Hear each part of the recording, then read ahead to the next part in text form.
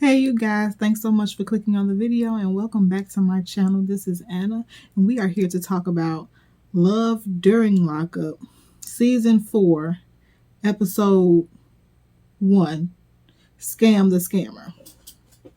I'm sorry I've been gone, y'all, but I be having a lot of stuff going on. Hopefully I'll get more consistent, but y'all just bear with me, but I'm here now. So let's just get into it. I just want to start off by saying this season is giving Battle of the Airheads. And the Airhead, I don't know who's worse. Justine, we already knew Ty was Airhead. Melissa, or what is her name? What is her name? It's one more girl. I can't think of her name right now. Dark hair. She's a nurse. The dude she messing with name is Dustin, if I'm not mistaken. Jessica. Head in the clouds. But the two main ones that are really like giving Airhead is Justine and Melissa. But let's just talk about Justine first. So Justine works in the nursing field, and she has gotten together with this guy named Michael. He's a rapper, and she got introduced to him by Michael's mother because apparently they used to work together. So he's locked up for possession with intent to distribute, and I think she said he was distributing fentanyl and heroin. So I think he served 6 years and he gets out in 60 days. So Justine says that she had to put in a lot of work and effort to get close with his kids and his side of the family. First, let's start off. We introduced to her. She's going wedding shopping with her mother because they get married on this next visit that they're going on. It's supposed to be Justine, Michael's 4 kids. No, Michael's oldest daughter, Michael's mother, Michael's sister, and Justine's mom. Justine's mama ain't with it. She like, how you know what he even gonna be like when he get out of prison? Mama ain't really with it at all.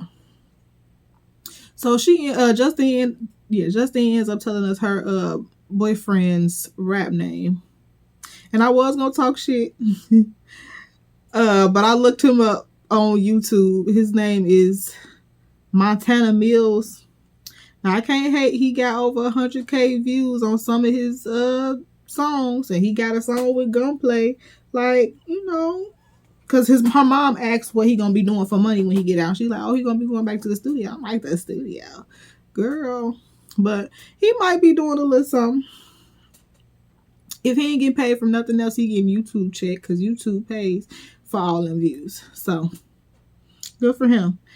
The thing that annoys me the most about them already, like I said, she's an airhead. Her head's in the clouds. She got 3 kids already from a previous relationship.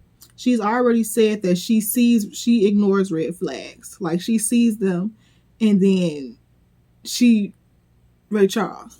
She act like she don't. So, and then she calls him Wooshy Wooshy. I hate it so much. She also told us that the first day they talked, the first day 1 they met. I guess this is the beginning of the month. So by day 1, they met. By day 5, he told her that he loved her, and then by day 9 they were engaged. I said,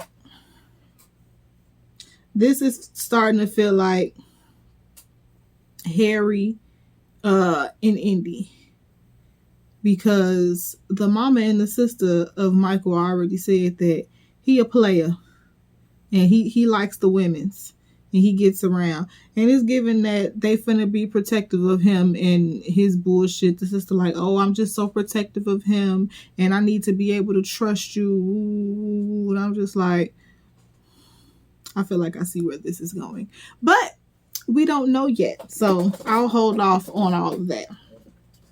let's move on to this other Looney Tune, Ty and Heidi. I get to the particular scene that had me cracking up. So Ty, they open up with her at the funeral home, putting these damn chairs too damn close together. It's like, ma'am, COVID, spread these chairs out. Like, you could tell you're not even paying attention to your job because these cameras up in here. Why y'all got the cameras in the funeral home anyway? Like, this is foolishness. But okay. So, apparently she hadn't been talking to Heidi for a couple of weeks, and he sent her a letter, but she was like, I'm scared to open it. So she had her co-worker open it, and she read this long, redundant ass letter. And I'm just like, all he said over and over again was, I love you and you hurt me and you the only woman for me. I want to spend the rest of my life with you, in different ways, all the way to the end. And I was just like, that was redundant, but it made her feel some type of way. So, other thing I wanted to mention, I appreciate Ty going to get her teeth done as opposed to what most people I feel like do and going to get their body done. I appreciate it so much, and they look really good. So good for you, Ty. Still crazy, but she got them teeth fixed, so she the wheels are spinning correctly somewhere, just not in the relationship area. So Heidi's cousin, Kiyoka, I believe her name is, comes to Ty's house, and she got him on the phone, and she like, I got a surprise for you. Heidi wanted to give you this ring, and then he gives another redundant ass speech, and she ends up saying, yeah, she'll marry him, and she's immediately talking about planning the wedding.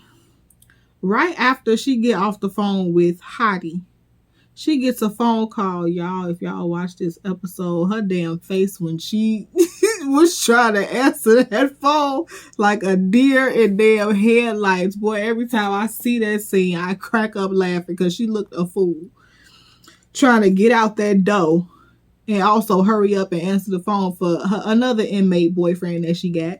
This fool talking about, yeah, I'm still talking to other inmates. I got like six on the roster, and one is too close to none. And as long as my name is not changed, then I'm very much on the market. I said, ma'am.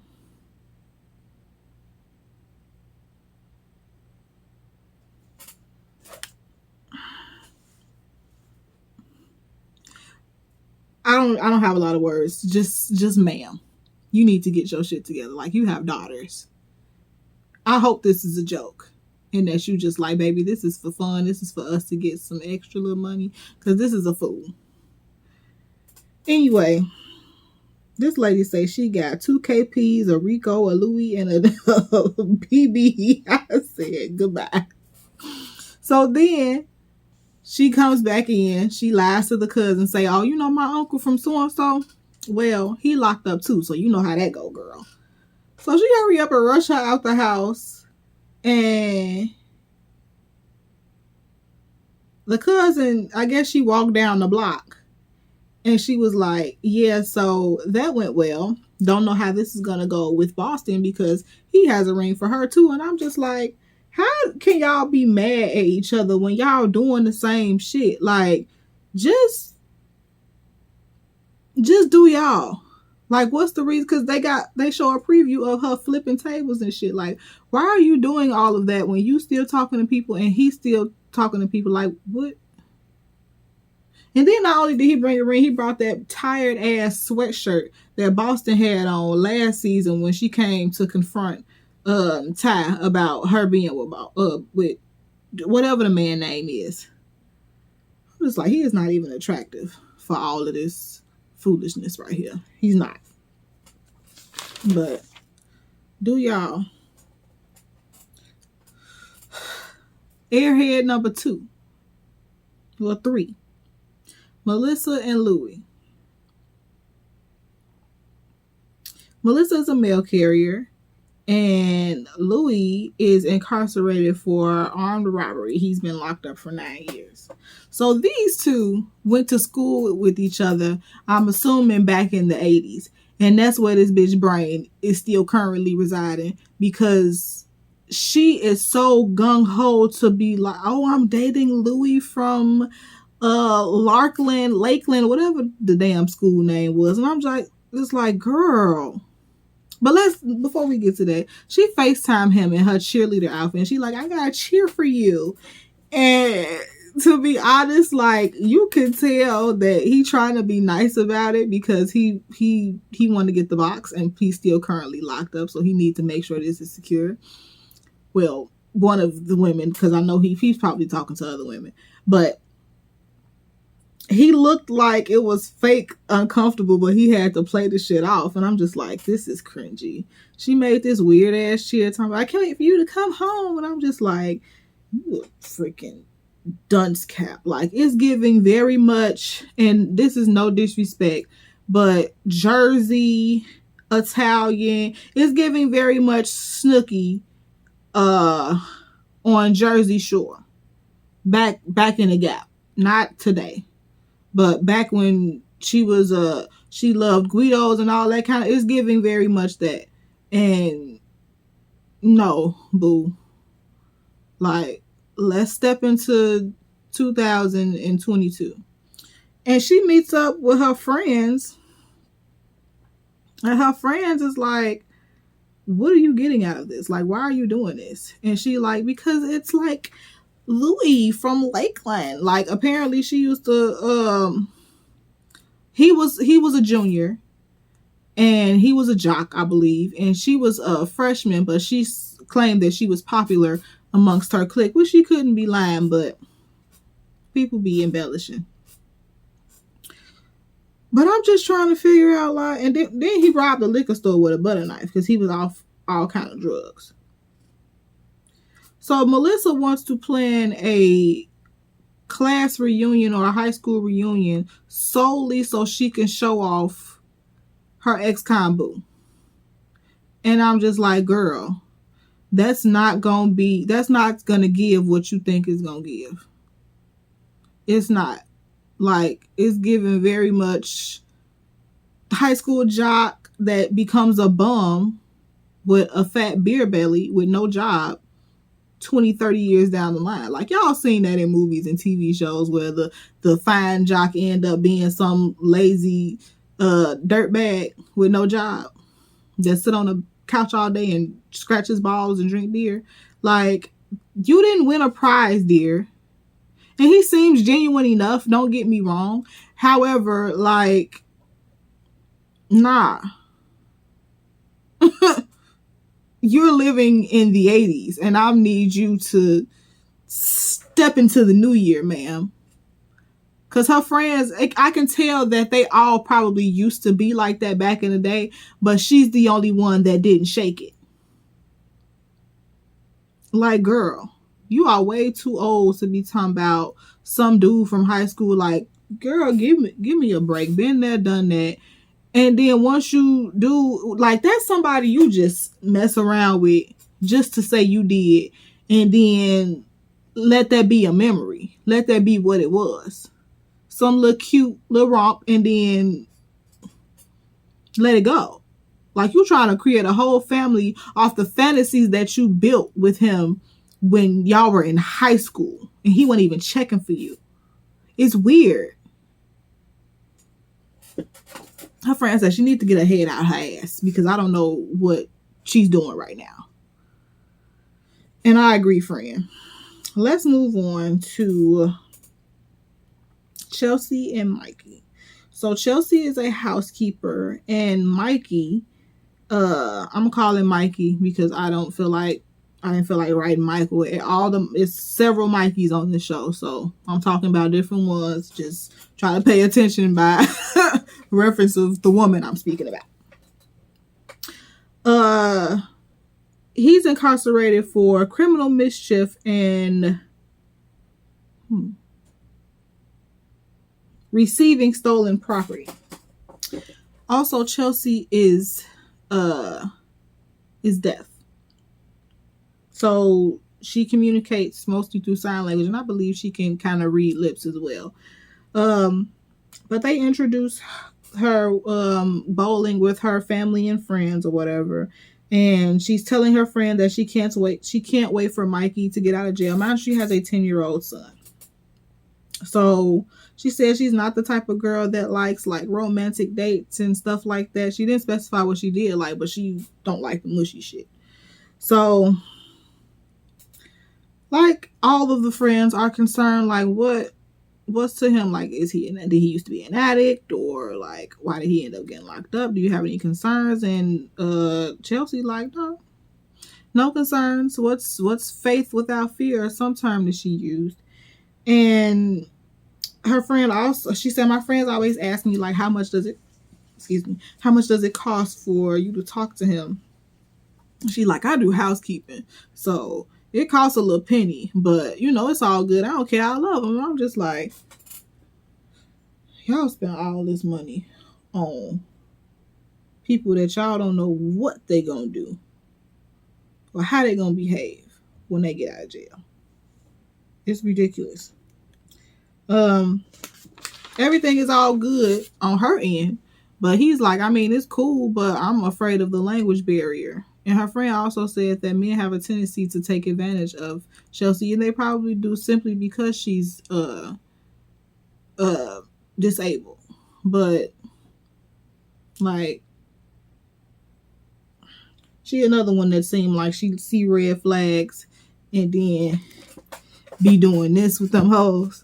Yeah, that's what it's giving. So, and I hate that. And she probably does that because she's deaf. And I don't want to, be stereotypical or put my assumptions out there like they fact, but I always felt like maybe it's difficult for people with disabilities to form genuine relationships with people. You know what I mean? But yeah, that's gonna be a shit show because we'll get into that on episode 2. I ain't gonna do it in this video because I don't want it to be that long. But yeah. So moving on to Emily and Dari. Emily is a criminal data researcher, and Dari is he's incarcerated for armed robbery. So she ended up meeting him because she's going to school to be a criminal defense attorney. She's going to get her master's in criminal defense. And I'm like, go girl. But then at the same time, just like, something about this girl is shady. And it just sent me down a rabbit hole in my mind about how people be shady and then they end up going into law enforcement or, government titles, and they end up being shitty people in those roles as well. And it's like, that's not what the fuck we need in our system. But who am I? Whatever. So Emily meets up with her friend. Her name is escaping me at the moment. I did not write it down, but they meet at a jewelry store. And the friend like, what we here for? You get another ring? And she's like, yeah. She was like, at first, I was finna be modest, but then he effed up. And the friend like, what you mean he effed up? Oh, well, I guess I don't know how that phone call stuff works. Apparently he called her thinking it was another girl, but he was speaking Spanish, and Emily doesn't speak Spanish that well. So for him to be speaking fluent Spanish is like, okay, this message is not for me. So she called back, and she was like, and then he started speaking in Spanish again, and she like, do you know who you talking to? He like,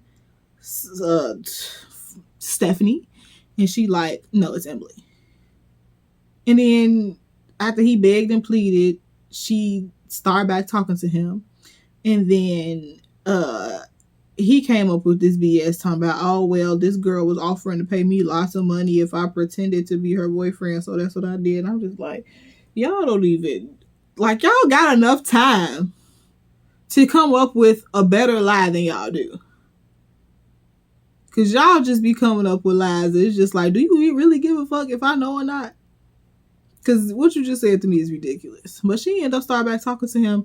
But mama got the juice. Because He done put her as his power of attorney and all of his stimulus checks. I think we done got, what was it, 2 or 3? They done went to her.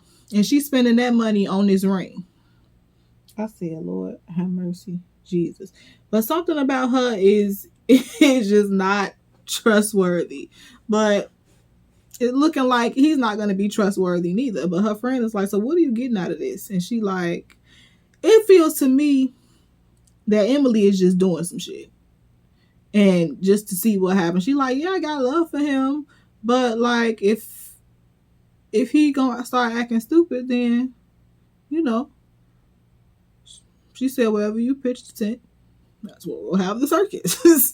So it's just like, I don't know. Something about it is just like, you's a shady something. And I don't know if he should be afraid, because she's talking about, I wish he would do something else to me. His mama must got a burial plot. Like, she's the type of shit could burn your house down.